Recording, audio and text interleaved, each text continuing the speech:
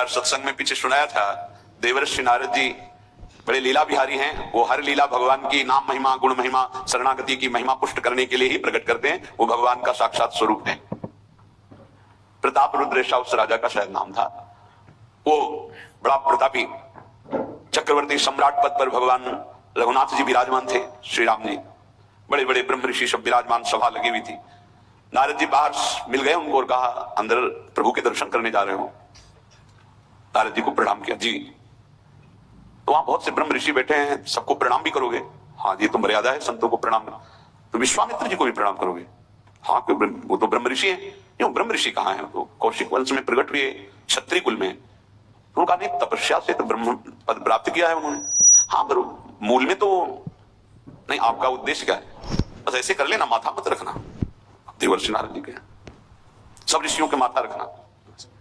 गए भगवान के दरबार में, भगवान को नमन किया, सब ऋषियों के चरणों में मस्तक रखा और विश्वामित्र जी के सामने जाके ऐसे करके ध्यान भी नहीं दिया। सभा जो पूर्ण हुई, विश्वामित्र जी के पास नारद जी बैठे, बोले, आपने कुछ देखा भगवान? विश्वामित्र जी ने कहा, क्या? वो प्रताप रुद्र को। नहीं, क्या बात? क्या सबको तो माथा रख के प्रणाम किया, आपको ऐसे किया, आपने देखा नहीं? हाँ, ऐसे तो किया, ये तो देखा, हमारा ध्यान नहीं गया, इसमें कोई विशेष बात है? बोले, हाँ, कह रहे थे कि मूल में तो छत्री ही है ना, ब्रह्म ऋषि तो बाद में तपस्या से, उसकी इतनी हिम्मत, एकदम अग्नि प्रज्वलित कर दी। हमारा दंड तो मिलना ही चाहिए। देवर्षि नारद, आप जैसे ब्रह्म ऋषि के साथ ऐसा उसको उधर दिखाया था और इधर ऐसे आवेश में खड़े हुए कहा, रघुनाथ, आपके दरबार में हमारा अपमान हुआ। भगवान, आपका अपमान कौन? प्रताप। वो जब चले गए, आपका आदेश क्या है? शाम तक उसका मस्तक हमारे चरणों में होना चाहिए। तो उनका प्रभु आपके सामने सत्य वचन कहता हूं, अगर सूर्यास्त होते होते मैं उसका मस्तक आपके चरणों में न डाल दूं, मैं रघुवंशी नहीं। आप शांत हुए। नारद जी ने बात पक्की। गए, अब वो आराम से अपने राजमहल में, सब बोले, खा ले, मारा जाएगा शाम तक। अभी भगवान ने संकल्प कर लिया कि शाम तक तुम्हारा गला काट के विश्वामित्र जी के होगा, महाराज आपने हमको फंसा दिया, हम तो साष्टांग लौट जाते। आप पहले तो कहा था कि केवल हाथ जोड़ देना। बोले, हम ये थोड़ी समझते थे समस्या फंस जाएगी, अब तो समस्या फंस गई। प्रभु अब बचाए, कैसे बचे? रघुनाथ जी ने कहा, मैं रघुवंशी नहीं, यदि उनके सत्य वचन होते हैं, भगवान कभी मिथ्या वचन नहीं बोलते, मारे जाओगे। प्रभु बचा लो। एक उपाय है, महाभागवत हनुमान जी बचा सकते हैं। उनका राम जी का विरोध हनुमान जी कैसे कर सकते हैं? बोले, अब जो कह रहे हैं तो हमारी पहुंच तो है नहीं कि हनुमान जी से हम संभाषण कर सके इस विषय में। बोले, हनुमान जी को अगर कोई आज्ञा कर सकता है राम जी के अलावा, तो माता अंजनी कर सकती। चलो हम तुम्हें मिलाते हैं। अंजनी की माता जी से मिला, साष्टांग दंडवत, रोते, मां रक्षा करो, बड़ी करुणा में। कहा कि बताओ क्या तुम्हें समस्या है? बोले, मां, त्रिभुवन में केवल आप ही जो हमारी रक्षा कर सकती हो। बोलो, एक राजा है जो मुझे मारना चाहता है, आप बचा सकते हो मुझे? राजा मारना चाहता है?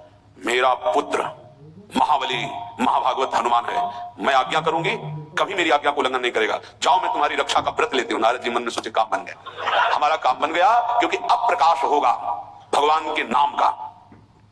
हनुमान जी महाराज आए, बेटा आज्ञा कीजिए मां, मैंने इसकी रक्षा का व्रत लिया है। अभी तक ये नहीं पूछा था राजा कौन है मारने वाला, और मैंने कह दिया है ऐसा ऐसा। मां, आपकी आज्ञा सिरोधार, त्रिभुवन में कोई ऐसा पैदा ही नहीं हुआ कि मेरी मां रक्षा का व्रत ले और उसे वो मार दे। कौन राजा है? तो हाथ जोड़कर कहा कि भगवान श्री राम। हनुमान जी एकदम सन्न रह गए, ये क्या? स्वामी से ही कहा, मां आपने कौन सा व्रत ले लिया रक्षा का? मेरे प्रभु के खिलाफ मैं कैसे हो सकता हूं? मां ने कहा, उन्होंने तो वचन दे दिया। हनुमान जी ने कहा, फिर बुद्धियों जितनी बुद्धियां हैं वो सब सरस्वती जी, सरस्वती भी जिनकी द्वारा प्रेरित है वो भगवान, और भगवान जिनकी बुद्धि में बैठे रहते हैं उनसे बड़ा बुद्धिमान कौन हो सकता है? इसीलिए परम ज्ञानी है श्री हनुमान जी महाराज। बुद्धि नाम अग्रगण्यम, जितने भी बुद्धिमान जन उनमें सबसे वरिष्ठ है, श्रेष्ठ है हनुमान जी महाराज। बोले, सब तो एकांत जन उनमें सबसे वरिष्ठ है, श्रेष्ठ है हनुमान जी महाराज। बोले, चल तू एकांत चल। एकांत में ले गए और बैठ। थोड़ा ही समय रह गया संध्या का। अब तेरी श्वास में जहां भी रुकेगा नाम, वहीं तेरा गला कटा, बिल्कुल पक्का। बस सीताराम सीताराम सीताराम, ये क्रम न टूटने पावे, तो ऐसा शुरू कर। अगर तेरे नाम में त्रुटि हुई, अंतराय पड़ा, उसी समय भगवान का अमोघ बाण काट सकता है, अन्यथा नहीं। तू चिंता मत कर, बैठ जा। अब वो बैठे, सीताराम सीताराम सीता। हनुमान जी महाराज करताल उठाए, आसपास नृत्य कर रहे हैं। भगवान ने अमोघ बाण संधान किया। वो बाण आया और हनुमान जी जहां घूम रहे थे ऐसे परिक्रमा की वापस चला गया। भगवान ने कहा आज तक ऐसा नहीं हुआ, अमोघ बाण मोघ कैसे हो गया, लक्ष्य को बेधे बिना वापस कैसे आ गया। दूसरा बाण भगवान ने संधान नहीं किया, है क्या, कौन है त्रिभुवन में ऐसा जिसको बाण बिना बेधे वापस चला गया। लक्ष्मण जी से कहा कि जहां प्रतापरुद्र वहां तुरंत जाइए और देखिए बात क्या है, उसके गले को क्यों नहीं अमोघ बाण ने छेदन किया। गए सर्वज्ञ, वहां जो स्थिति देखी तो हनुमान जी की आंखों में अश्रु चल रहे थे, नाम संकीर्तन घूम घूम के, और वो आंख मूंदे बस सीताराम सीताराम। परम प्रेमी लक्ष्मण जी भी तालियां बजाकर शुरू कर दिया सीताराम सीताराम। राम जी ने विचार किया कि बाण तो वापस आ गया, लक्ष्मण जी वापस ही नहीं आए, सूचना ही नहीं। और विश्वामित्र जी कह रहे हैं आपने प्रण लिया था कि संध्या होते होते। भगवान ने कहा कि आप धैर्य धारण कीजिए गुरुदेव, मैं स्वयं जाता हूं। जब कहा कि मैं स्वयं जाता हूं तो बोले मैं भी स्वयं चलूंगा, देखूंगा तुम निर्णय क्या करते हो। पूरी ब्रह्म ऋषियों की समाज साथ में, नारद जी बीड़ा लिए आगे कि प्रभु हम भी देखेंगे, और सब कुछ रचा इनका है, बड़ा विचित्र खेल है इनका। महाराज जी ही गए तो देखा सीताराम सीताराम सीताराम। हनुमान जी महाराज सीताराम सीताराम कीर्तन कर, लक्ष्मण जी कीर्तन। भगवान ने कहा अब समझ में आया, जिसके गले में नाम निरंतर चल रहा है मेरा अमोघ बाण भी छेदन नहीं कर सकता, जो भगवान यहां करे मेरा दिव्य सुदर्शन चक्र भी छेदन नहीं कर। भगवान ने कहा गुरुदेव आपने आज्ञा करी थी कि इसका शीश आना, आपने ये नहीं कहा था कि काट कर आना चाहिए, उसको रखो मस्तक। विश्वामित्र जी प्रसन्न हो गए। नारद जी ने कहा प्रभु इसमें न प्रतापरुद्र का दोष है न ब्रह्म ऋषि विश्वामित्र जी का, मैं ये दिखाना चाहता था कि आपके अमोघ अस्त्र से भी बढ़कर आपका नाम है, आपके अमोघ अस्त्र को कोई अगर तो नाम आपका है।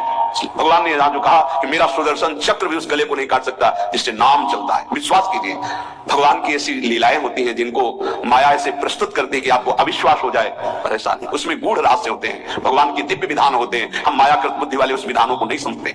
नाम जापक एक अमोघ शक्ति वाला हो जाता है। आप अभी 4 दिन नाम जप किए, विपत्ति पापाचरण के कारण कोई प्रेरित होकर आ गई, माया ने कोई नाटक रच दिया, आपकी श्रद्धा खत्म हो गई। अरे युद्ध है, कभी विपक्ष से भी बाण आकर शरीर को घायल करता है तो सूरवीर पीठ दिखा के थोड़ी भागता है, ऐसे ही भजन के मार्ग में उतरा जाता है। चाहे जितनी विपत्तियां आए, अब नाम नहीं छूटेगा तो विपत्तियों का कोई प्रभाव आप पर नहीं पड़ेगा। हरि स्मृति सर्व विपत्ति